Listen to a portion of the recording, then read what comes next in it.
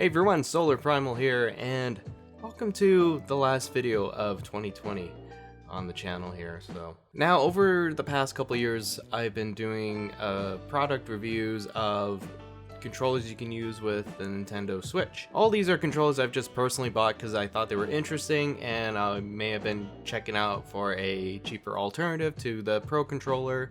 So that's why those videos are up. If you haven't seen them, go ahead and check them out if you're interested in seeing more info on these controllers. But I wanted to just go over them really quickly individually and kind of rate them on which ones I recommend and which ones I like the most. So what we're gonna do is we're gonna actually just quickly go over the ones I have right here. You can kind of see some of them, and then from there we'll rate them, just so that you know what we're working with here. And as always, this is not sponsored by anybody. I'm just doing this for fun and for you guys to watch too, so in case you enjoy these kind of videos. So let's get started.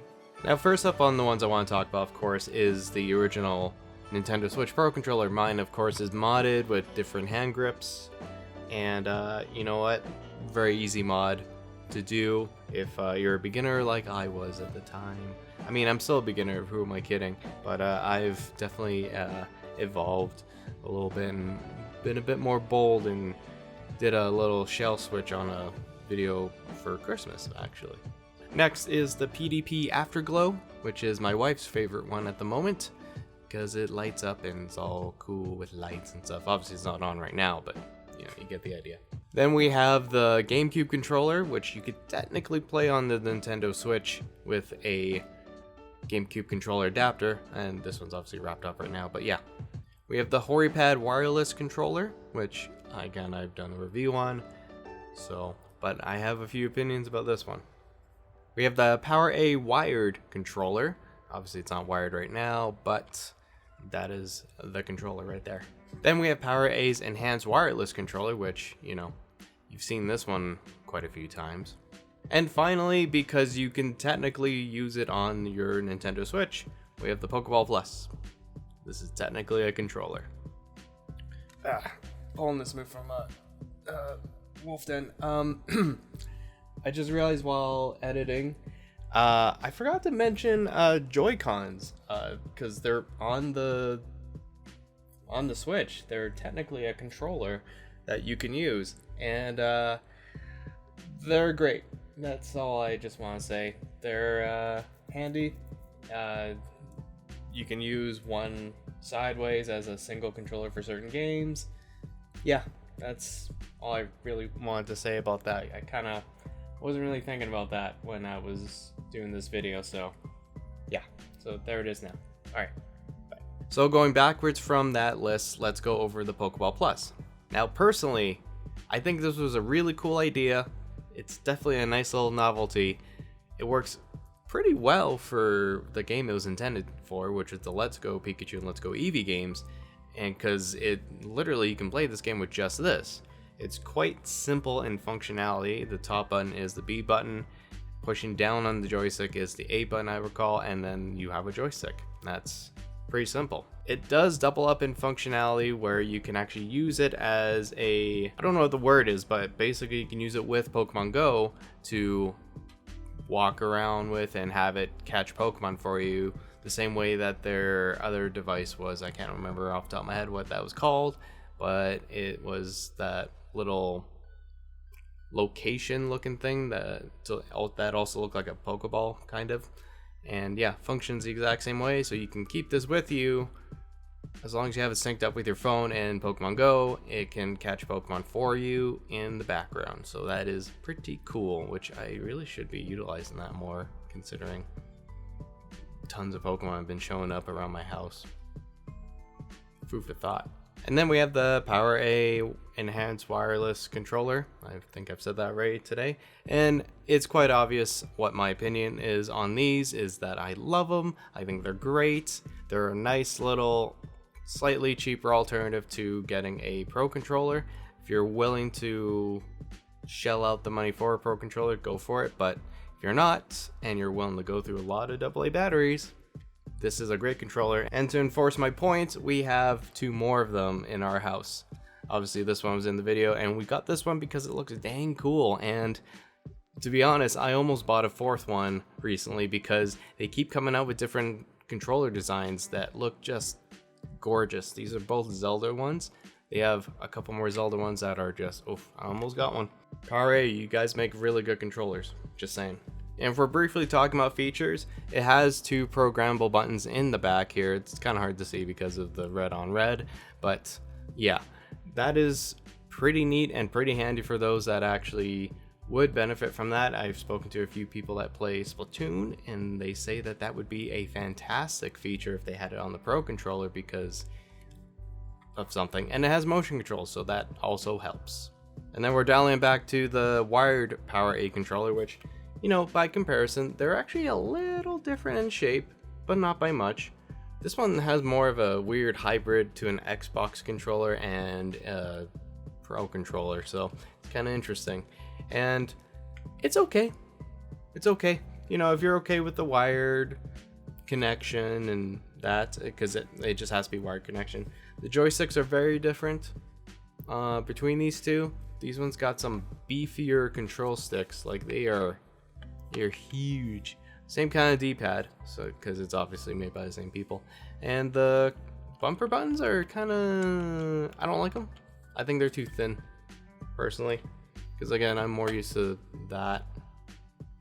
No, they're really close, but yeah, it just something feels too plasticky about it for me.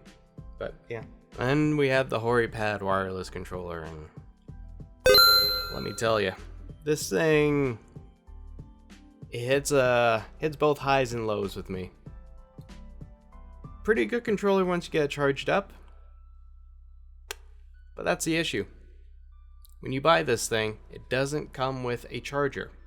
So luckily in the house, we have the wired PowerA controller, which comes with the exact same kind of connection that you need to charge this controller with.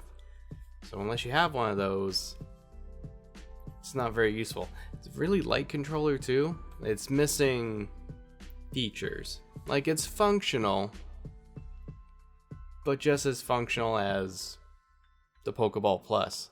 Yes, it has more buttons, but unless you charge it, yeah. And at least the Pokeball Plus comes with a charging cord.